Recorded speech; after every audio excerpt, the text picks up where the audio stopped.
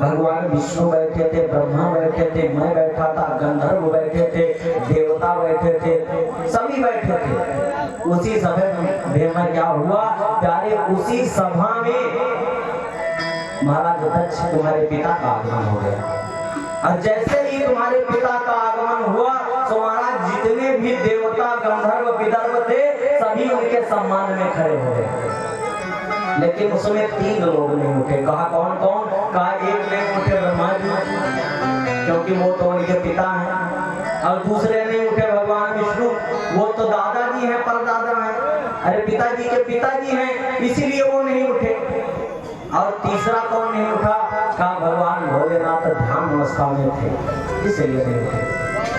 और कहते हैं कि जैसे ही शंकर को देखा दक्ष ने कि शंकर बैठा है और जितने भी देवता हैं सब मेरा सम्मान कर रहे हैं, ये तो मेरा दामाद है, आकर के मेरे पैर को छूना चाहिए। लेकिन पैर छूने के बाद तो छोड़ो, ये तो दूर से भी देखना नहीं चाहता। तो अभिमान आ गया इनको और उनको क्रोध में आकर के पहले ही जा करके और सभा में बोलना प्रारंभ कर दिया। कहा सुनो, इस सभा में उपस्थित देव गंधर्व पितर देवता मनुष्य ब्राह्मण जो भी आए हैं सभी ध्यान लगा करके सुनो। सबने सुनना प्रारंभ कर दिया कि अरे ये तो प्रजापतियों के नायक बोल रहे हैं। देखना प्रारंभ कर दिया। प्रजापति ने कहा कि सभा में उन्हीं लोगों को बुलाना चाहिए जो सभ्य, और अगर असभ्य लोगों को सभी के सभा में बुला लोगे तो बुरा बंटा डाल कर देगा। अब सब सोचने लगे कि इनका किनकी ओर निशाना है, किनको कहना चाह रहे हैं असभ्य। और इसमें तो सारे देवता बैठे हैं, अब देवताओं में इनको कौन असभ्य लगने लगा। तब कहने लगे, दक्ष ने कहा कि ये शंकर, अरे इसको तो ये नहीं पता कि अगर अपने से बड़ा कोई आए तो उसका सम्मान किया जाता है, और सम्मान की बात छोड़ो, इसको तो आकर के मेरे पैर को छूना चाहिए। और ये पैर छोड़ो, ये तो मेरे सम्मान में खड़ा तक नहीं हुआ, ये बड़ा ही असभ्य है, इसको किसी भी सभा में बुलाने लायक नहीं है। अरे भूतों प्रेतों की टोली लेकर के घूमता है, असंसान की भस्म को लगाता है,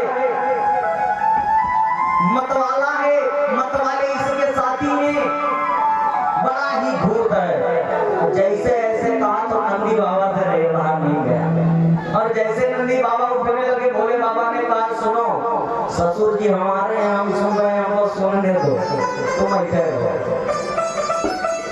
नंदी रुक गया। भोले बाबा नहीं बोले तो अब दक्ष का पारा और गर्म होना प्रारंभ हो गया। कहते हैं कोई अगर आपको गाली दे रहा हो चुप्पी साध लो, बोलो मत, तो वो उतना क्रोधित होता चला जाएगा कि बताओ इसको हम सीधे गाली दे रहे हैं, अब इसके ऊपर कोई मेरी गाली का असर ही नहीं कर रहा है। भोले बाबा चुप के बैठे थे तो इसका पारा और गर्म होते गया। एक ने कहा कि जब इतना ये असभ्य है शंकर, तो तुम्हें अपने बिटिया का विवाह कैसे कर दिया? इतना असभ्यता तो क्या विवाह में बड़ा छानबीन होता है, लड़का क्या करता है कैसे है, तो क्या तूने देखा नहीं था? दक्ष ने कहा अरे ये तो मेरे बेटी का भाग्य खराब था, जो नारद ब्रह्मा जी के कहने से मैंने इनका विवाह इनसे कर दिया, नहीं तो इनके साथ में मैं विवाह करता। कहाँ मेरी मृगलोचनी नयन वाली हमारी कन्या सती, और कहाँ ये मरकट बंदर के मुख वाला, बंदर के समान नेत्र वाला ये शंकर। देवा मृग सावाक्षा और पाणित मरकट लोचना, मरकट माने बंदर। कहाँ मेरी कन्या मृग के समान नैनों वाली, और ये इस बंदर के साथ में अपनी कन्या का विवाह करता, ये तो मैं ब्रह्मा जी के बहकावे में आ गया था, इसलिए नहीं तो मैं विवाह नहीं करता। लेकिन भोले बाबा इतना सुनते गए, भोले नहीं महाराज। देखिए सहनशीलता, भोलेनाथ के अंदर कितनी सहनशीलता है। लोग आज कहते हैं गांजा भांग खाने वाले के तो भोले बाबा की प्रसादी है। अच्छा बताओ, भोले बाबा की प्रसादी ये है, लेकिन भोले बाबा की प्रसादी एक और है, सहनशीलता। अरे भोले बाबा वो भी तो सहते थे, आप सह करके दिखाइए।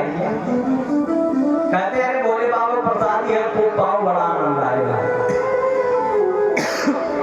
भोले बाबा से कि बताओ भोले बाबा ने क्या किया। भोले बाबा तो सारा दिन भांग में मस्त रहते हैं, तो हम करेंगे तो क्या हो जाएगा।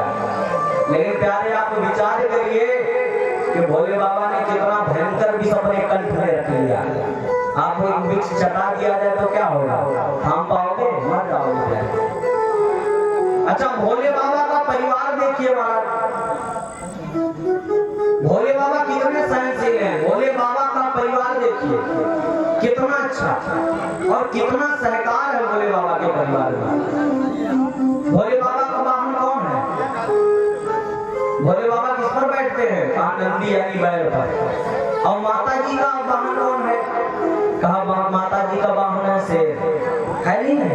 अच्छा शेर और बैल को एक जगह खड़ा कर दो तो क्या होगा, शेर बैल को खा जाएगा।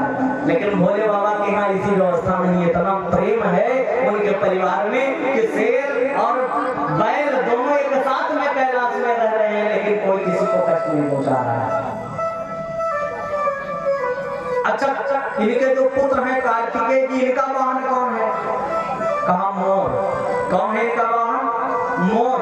और भोले बाबा के गले में कौन लपटे रहते हैं, नाग, बड़े बड़े विषधर नाग। और अगर कहीं सांप और मोर को इकट्ठा कर दो तो क्या होगा, मोर ऐसे होते हैं कि बड़े बड़े विषधर सांपों को निगल जाते हैं। लेकिन भोले बाबा के यहाँ ऐसी व्यवस्था नहीं है, प्रेम के साथ में दोनों निवास करते हैं। अच्छा भोले बाबा के गले में नाग है और गणेश जी का वाहन कौन है, कहा चूहा। और नाग को, चूहे को एक जगह कर दो तो सर्प तुरंत खा जाएगा चूहे को। लेकिन भोले बाबा के वहां ऐसी व्यवस्था नहीं है। बड़े प्रेम के साथ भोले बाबा के वहां सभी रहते हैं। महाराज भोले बाबा की नकल करो, हम ये नहीं कर रहे हैं करो, लेकिन उतना करो जितना करने के लिए भोले बाबा ने किया है। अरे सीखना ही चाहे तो, नकल ही करना चाहे तो सहनशीलता सीख लो भोले बाबा से कि भले समाज में ससुर गाली दे रहे हैं, लेकिन भोले बाबा जी चुप है, बोले तक नहीं। कहा चलिए अगर पत्नी के पिता हैं तो क्या हुआ, हमारे ही पिता हैं, लेकिन बोले नहीं। और गाली देते देते जब भोले बाबा कुछ नहीं बोले तो दक्ष ने अंत में कह दिया कि आज से जो भी यज्ञ होगा उस यज्ञ में किसी में भी इस शंकर को कोई भाग नहीं मिलेगा। अब नंदी बाबा को रहा नहीं गया, खड़े हुए और कहने लगे अरे दुष्ट, तू बता नहीं कितनी देर से बकबक बकबक किए जा रहा है, मैं भी तुझे श्राप देता हूँ कि जा तेरा सर, तेरा मुख बकरे का हो जाए, बकरे का हो जाए। अब जैसे श्राप दिया वैसे इधर से ब्राह्मण को खड़े होकर के श्राप दिया कि जाओ जितने भी शिव भक्त हैं सभी पाखंडी हो गए। तो शिव भक्तों को क्रोध आ गया, ये भी खड़े हुए कहा कि जाओ जितने भी चाटुकार ब्राह्मण हैं सब भिखमंगे हो गए। भोले बाबा ने सोचा बताओ ये समारोह किसका था और हो क्या रहा है यहाँ, ये तो श्राप समारोह बन गया। इसीलिए भोले बाबा वहां भी कुछ नहीं बोले, धीरे से खड़ा हो गए और खड़े होकर के वापस चले आए वहां से अपने गौरव को लेकर के। अच्छा विचार करिए कि अगर आप अपने को उस स्थान पर रखिए कि मान लीजिए किसी का ससुर ऐसे गाली दे रहा हो तो क्या बर्दाश्त करेगा कोई दामाद आज के जमाने में, है? अरे मान लीजिए कोई बहुत ही सीधा हो और वो बर्दाश्त भी कर लिया, तो ये तो हो नहीं सकता कि बर्दाश्त वो कर ले, तो हो सकता है ससुराल में कुछ ना बोले, लेकिन ऐसा तो नहीं हो सकता कि ससुराल का गुस्सा आकर के अपने धर्म पत्नी पे न निकाले। वहां तो कुछ नहीं कहेगा, लेकिन वहां का जितना गुस्सा आकर के धर्म पत्नी में निकालेगा, तुम्हारे नैहर में हमको ऐसा कहा गया। लेकिन भोले बाबा ने शीलता देखिए, सहने की शक्ति देखिए, एक बार भी महारानी सती से इस बात की चर्चा तक नहीं की। लेकिन जब महारानी ने ही पूछा तब भोले बाबा कहते हैं कि इसी कारण से तुम्हारे पिता ने ये यज्ञ रचाया है और हमका हमारा अपमान करने के लिए ही ये यज्ञ रचा गया है। इसलिए जो बिन बोले जाओ भवानी और रहे नसील सने न करनी, अगर बिना बुलाए जाओगी तो कल्याण होने वाला नहीं है। लेकिन कहते हैं कि नैहर का जो सुख होता है छूट छूटता नहीं है इतनी जल्दी, प्रेम छूटता नहीं है। माता सती आज व्याकुल है। एक तो सबसे बड़ा दुख भगवान भोलेनाथ ने उनका परित्याग कर दिया, और परित्याग करने के पश्चात महाराज इससे बड़ी दुखी हैं कि भोले बाबा उनको जाने नहीं दे रहे। सती मैया कहती हैं मैं भोले बाबा की भी बात नहीं मानूंगी, मैं तो जाऊंगी। तो दौड़ी दौड़ी जाती हैं, कुछ दूर जाती हैं तो देखती हैं अगर चली गई तो एक गलती पहले की थी जो हो रही हो, कहीं दूसरी गलती और ना हो जाए, इसीलिए पुनः लौट करके चली आती हैं। भोले बाबा ने देखा कि मैया आज बड़ी परेशान है, बहुत थकी जा रही है, आंख लाल लाल में, ऐसे लगता है कि क्रोध के मारे भगवान भोलेनाथ को ही आज खा जाएंगे। तो भोले बाबा ने क्या किया, दिए मुख गण ब्रह्म तब विदा की त्रिपुरारी। महाराज गणों को अपने बुलाया, नंदी बाबा को बुलाया और अपने शिव भक्तों का निशान दिया और उस पर बिठा करके, और इसके बाद उन्हें कहा कि तुम अब जाओ। अब जब आदेश मिला सो महाराज सती मैया शिवगणों के साथ में पहुंची, और शिवगणों के साथ में जो पहुंची महाराज दक्ष के यहाँ, तो कहते हैं दक्ष नकच ऊंची कुशलाता। यहाँ ये स्थिति कि दक्ष ने तो हाल चाल पूछना छोड़ो, दक्ष के डर के मारे जो घर के नौकर चाकर हैं वो भी दक्ष से डर के मारे सती से बोलना नहीं चाहते कि अगर दक्ष ने देख लिया सती के साथ बात करते तो नौकरी से निकाल देगा। इसीलिए डर के मारे नौकरी से बचाने के लिए डर के मारे आज नौकर चाकर भी सती मैया से नहीं बोल रहे।